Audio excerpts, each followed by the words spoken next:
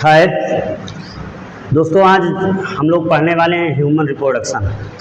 इस एनसीईआरटी के इस वेरी मोस्ट इम्पॉर्टेंट चैप्टर को स्टार्ट करने से पहले मैं आप लोगों से कुछ बात करना चाहूँगा कि आप लोग से हम्बल रिक्वेस्ट है कि आप लोग पूरा वीडियो देखें और हमारा वीडियो यदि पसंद आए तो आपको लाइक करिए, चैनल को सब्सक्राइब करिए और शेयर करें।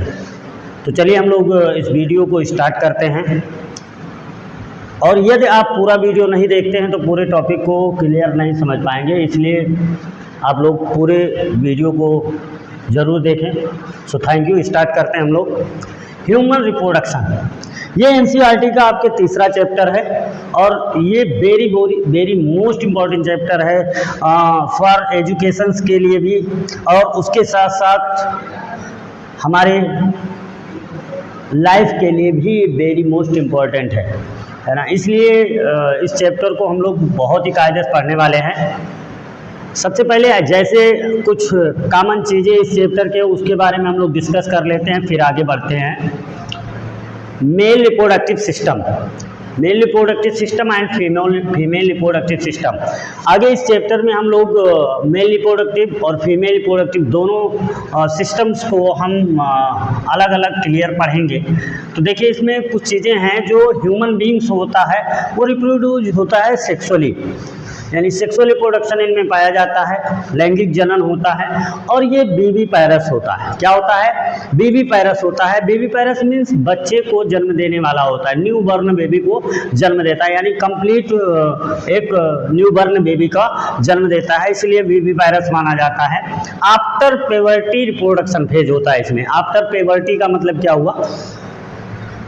जो ह्यूमन्स है, ह्यूमन बेबी जो होता है 10 to 12 ईयर से प्यूबर्टी स्टेज स्टार्ट होता है और 18 ईयर तक होता है। यानी इस समय क्या होता है, जो सेक्सुअल रिप्रोडक्टिव ऑर्गन्स हैं, उससे रिलेटेड ऑर्गन्स, ग्लैंड्स, ये सारे हैं, ये सभी के सभी क्या होते हैं, मेच्योर होते हैं और फुल्ली मेच्योर हो जाते हैं 18 ईयर में। देखिए, भारत सरकार ने नियम लागू किया है कि आप 18 ईयर के होंगे फिर आपकी शादी हो सकती है। तो ये चीज़ें साइंस भी इसको सपोर्ट करता है। क्यों सपोर्ट करता है कि देखिए 10 to 12 ईयर से प्यूबर्टी स्टेज स्टार्ट होता है और इस समय सेक्सुअल रिप्रोडक्टिव ऑर्गन्स जो होते हैं वो डेवलप कर रहे होते हैं और वो डेवलप कर जाते हैं 18 ईयर तक, फुल्ली डेवलप कर जाते हैं। यानी 18 ईयर के बाद जो है उसमें एडल्ट स्टेज आ जाता है, यानी वो सेक्सुअली मेच्योर हो जाता है व्यक्ति।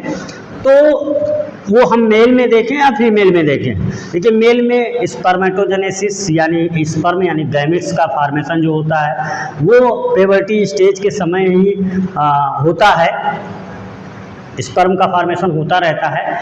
बट फीमेल में अगर देखा जाए तो जो यूटेरस है, यूटेरस का डेवलपमेंट जो होता है फुल्ली डेवलपमेंट 18 ईयर तक होता है। यानी आफ्टर 18 ईयर्स अगर प्रेगनेंसी होती है तो कोई दिक्कत नहीं हो सकती है, उससे पहले भी प्रेगनेंसी हो सकता है, यानी लेडी जो होती है वो प्रेग्नेंट हो सकती है। बट जो यूटेरस है या और सारे बहुत सारे एसेसरी डक्ट्स हैं, है ना, ग्लैंड्स हैं, है ना, ये फुल्ली डेवलप नहीं हुए होते हैं, इसलिए क्या दिक्कतें हो सकती हैं।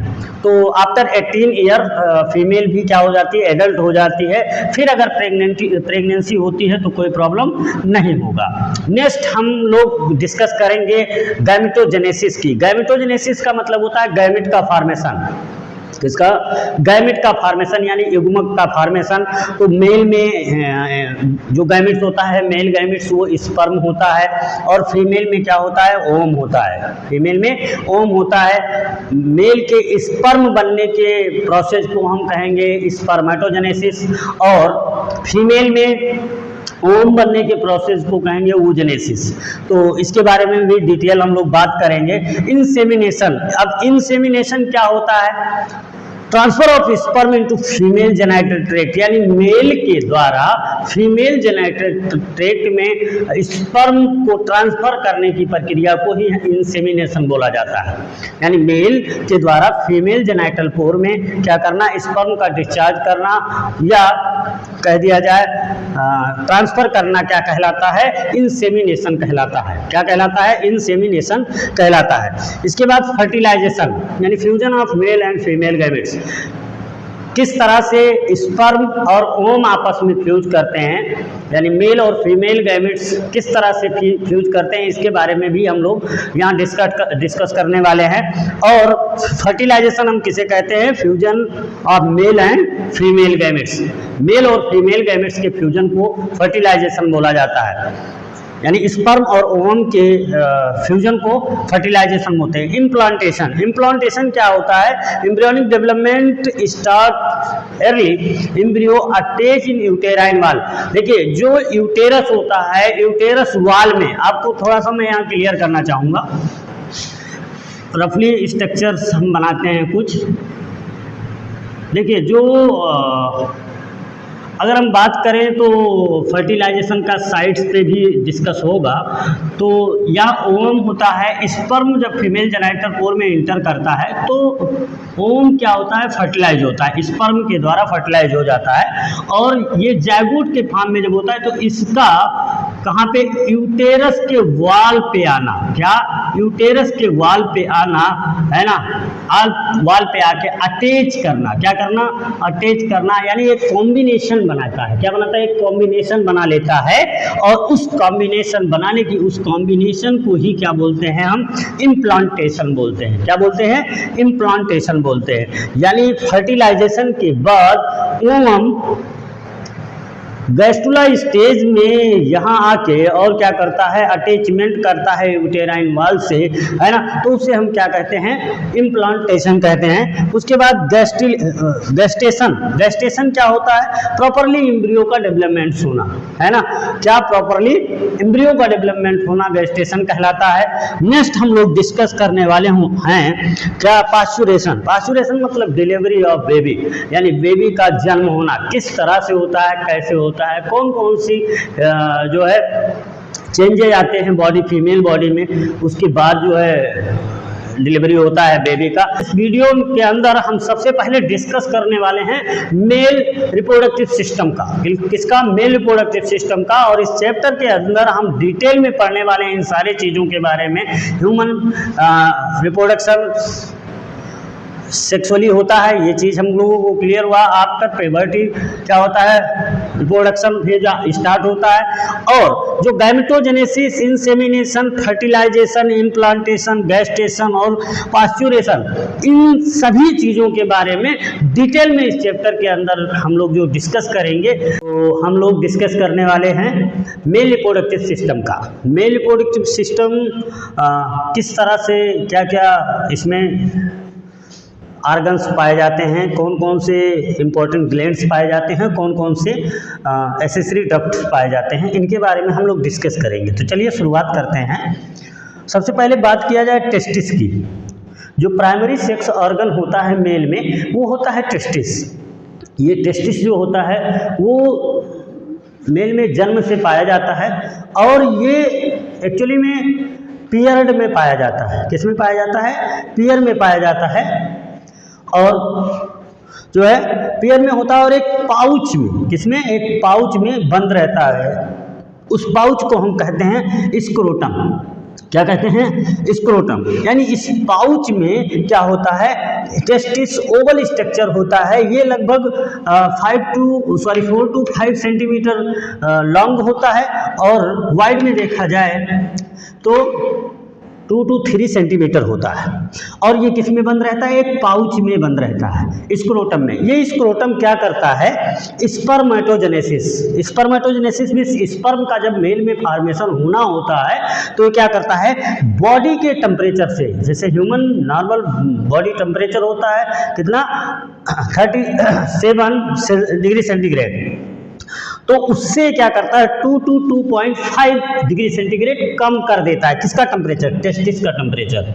यानी स्पर्मेटोजेनेसिस होने का जो सही टेम्परेचर है वो बॉडी के टेम्परेचर से कितना कम हो जाए, 2 to 2.5 डिग्री सेंटीग्रेड कम हो जाए तो उस समय स्पर्मेटोजेनेसिस होता है। टेस्टिस में स्पर्मेटोजेनेसिस किस तरह होता है, इस इंटरनल स्ट्रक्चर के बारे में हम लोग थोड़ा सा डिस्कस कर लेते हैं तो चीज़ों को समझने में बहुत आसानी होगी। आइए देखिए, जो टेस्टिस का पार्ट्स होता है, इंटरनली पार्ट्स होता है, इसमें सबसे पहले मैं बात करना चाहूँगा जो टेस्टिस के इंटरनल पार्ट्स हैं यानी स्पर्म का डेवलपमेंट्स जहाँ होता है, तो वो टेस्टिस अगर देखा जाए तो टेस्टिस में टेस्टिकुलर लोब्यूल पाए जाते हैं और ये जो ये कंपार्टमेंट आपको दिख रहा है, ये बटा हुआ कंपार्टमेंट जो आपको दिख रहा है, इसे हम कहते हैं, क्या कहते हैं, टेस्टिकुलर लोब्यूल। क्या कहते हैं, टेस्टिकुलर लोब्यूल। और ये कितना होता है, एक टेस्टिस में लगभग ये कंपार्टमेंट होता है जो एनसीईआरटी के अकॉर्डिंग देखा जाए तो 250 यानी 250 कंपार्टमेंट होता है। कितने, 250 कंपार्टमेंट होता है, टेस्टिकुलर लोब्यूल्स होते हैं। और अगर इसमें हम देखें तो सेमनीफेरस ट्यूब्यूल्स, ये जो आप देख रहे हैं कॉइल्ड स्ट्रक्चर दिखाई दे रहा है, ये है सेमनीफेरस ट्यूब्यूल्स। कितने, एक टेस्टिकुलर लोब्यूल में कितने सेमनीफेरस ट्यूब्यूल्स पाए जाते हैं, तो ये पाए जाते हैं कितने, 1 to 3, कितने, 1 से 3 हो सकते हैं। कितने हो सकते हैं, 3 हो सकते हैं, 3 हो सकते हैं, 2 हो सकते हैं, है ना, इस तरह होते हैं। इसका अगर हम स्ट्रक्चर्स देखें, इसका अगर माइक्रोस्कोप के अंदर सेक्शन काट के स्ट्रक्चर्स देखें तो इसमें सामान्यतः 2 तरह के सेल्स पाए जाते हैं। 2 टाइप सेल्स से बना होता है, सर्टोली सेल होता है और मेल जर्म सेल होता है। क्या होता है, male germ cell, male germ cell होता है।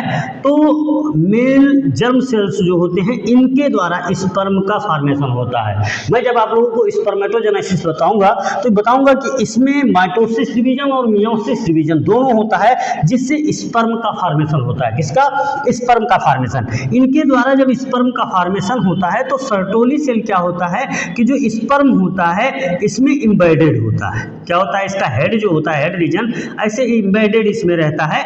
और जब इसमें एम्बेडेड रहता है तो ये क्या करता है, सर्टोली सेल इसे नरिशमेंट प्रोवाइड करता है। क्या प्रोवाइड करता है, नरिशमेंट यानी ऊर्जा देने का काम करता है।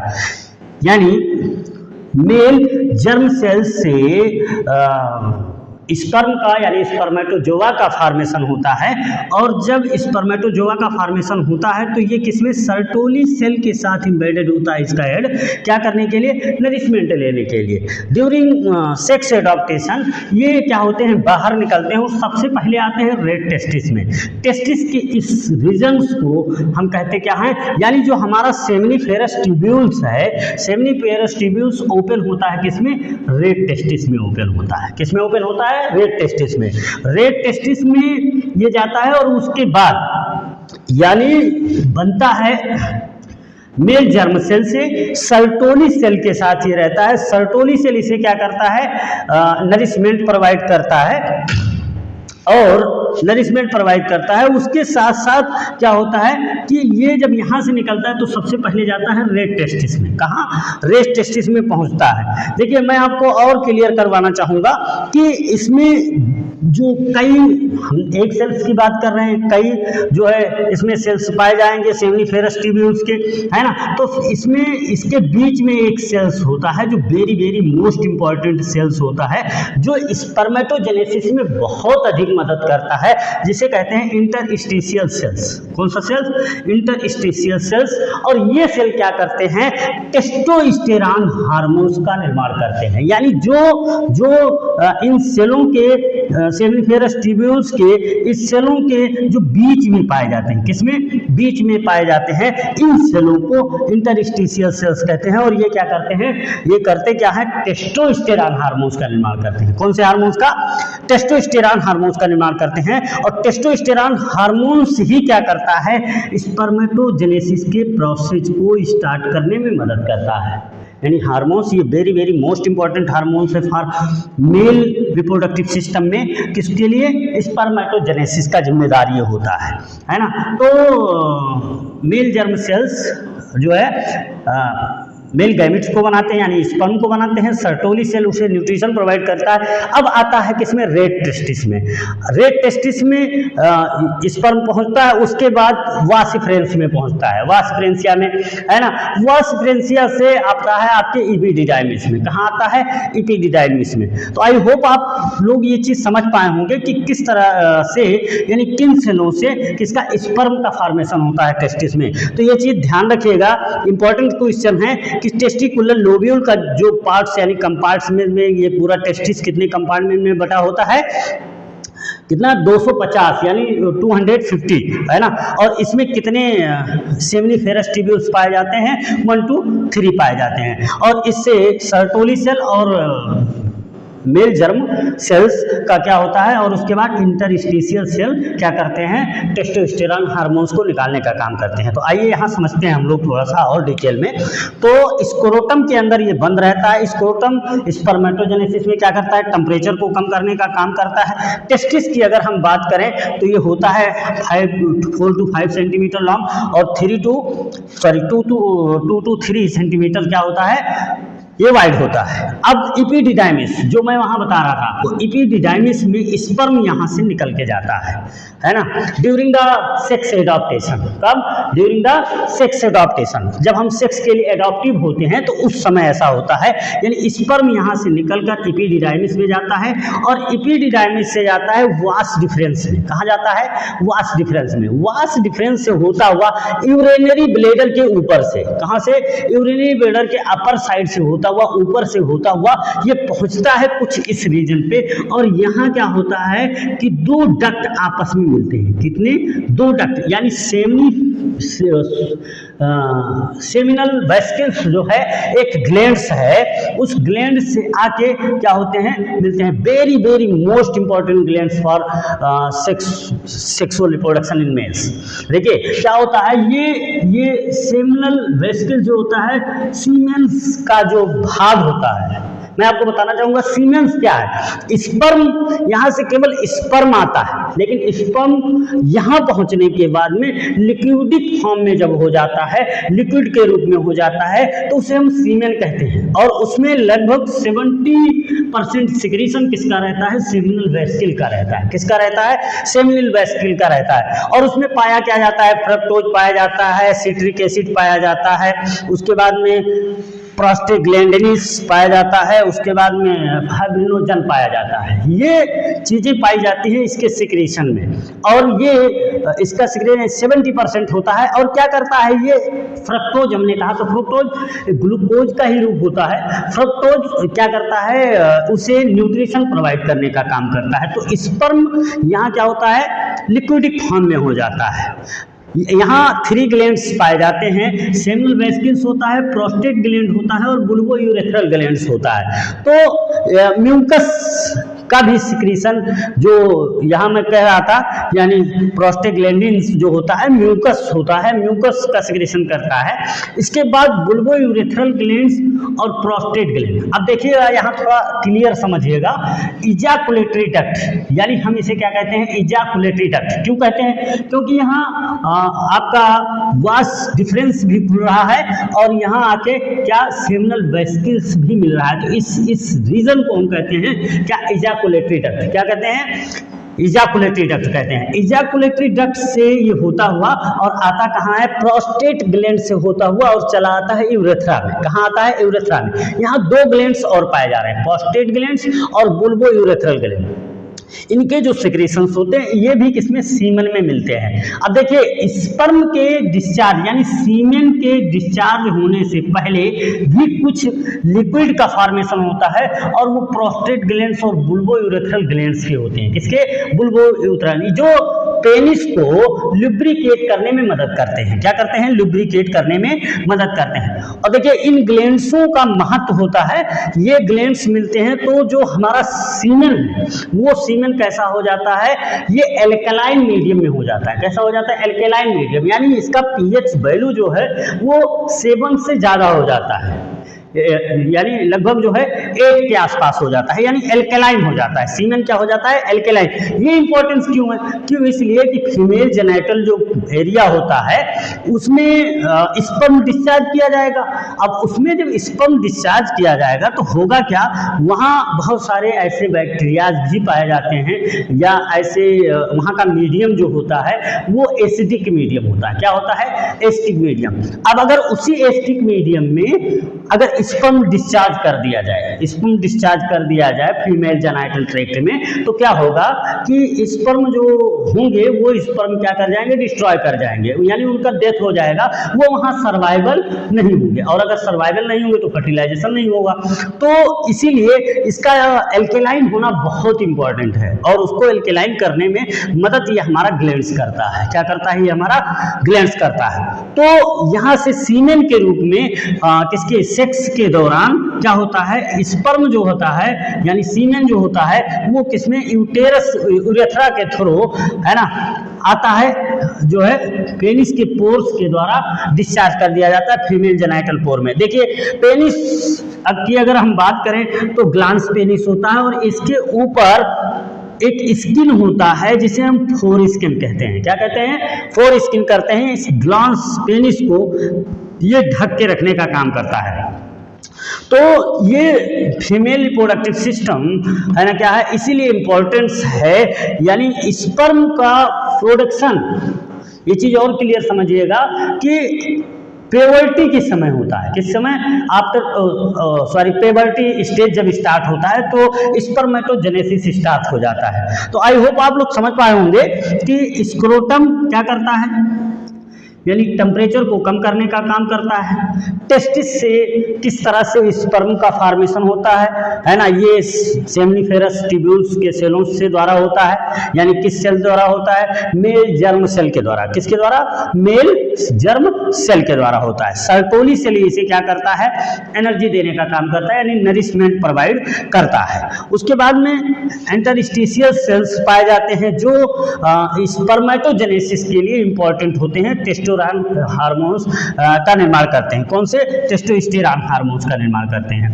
और यहाँ जब स्पर्म बन जाता है तो एपिडिडाइमिस होता हुआ वास्ट डिफरेंस, और वास्ट डिफरेंस से यहाँ आता है इजैकुलेटरी डक्ट के पास, इजैकुलेटरी डक्ट के पास आता है। और सेमिनल वेस्किल्स लगभग सीमेन में 70% जो सिक्रीशन होता है वो किसका होता है? सेमिनल वेस्किल का होता है। अगर इसकी हम बात करें सेमिनल वेस्किल की, तो ये लगभग 5 to 10 सेंटीमीटर लॉन्ग होता है। कितना? 5 to 10 सेंटीमीटर लॉन्ग होता है। और अगर डायामीटर में देखें तो 3 to 5 सेंटीमीटर इन डायामीटर होता है। क्या? सेमिनल वेस्किल्स। और ये इंपॉर्टेंस होता है क्योंकि ये क्या करता है? फ्रुक्टोज का सिक्रीशन करता है, म्यूकस का सिक्रीशन करता है, और उसके बाद में फाइब्रिनोजन का सिक्रीशन करता है, सिट्रिक एसिड का सिक्रीशन करता है। तो ये एनर्जी भी देने का काम करता है स्पर्म को, है ना। तो ये तीनों ग्लैंड्स के सिक्रीशंस मिलके सीमेन का फॉर्मेशन करते हैं। किसका? सीमेन का। इसीलिए जो स्पर्म होता है अब वो सीमेन के रूप में जो है वो डिस्चार्ज किया जाता है, यानी लिक्विडिक फॉर्म में डिस्चार्ज किया जाता है यूरेथ्रा के थ्रू, है ना। तो आई होप आप लोग समझ पाए होंगे, और इसे और हम डिस्कस करेंगे अपने नेक्स्ट वीडियो में। तो चलिए, थैंक यू, मिलते हैं आपको अपने नेक्स्ट वीडियो में। Thank you.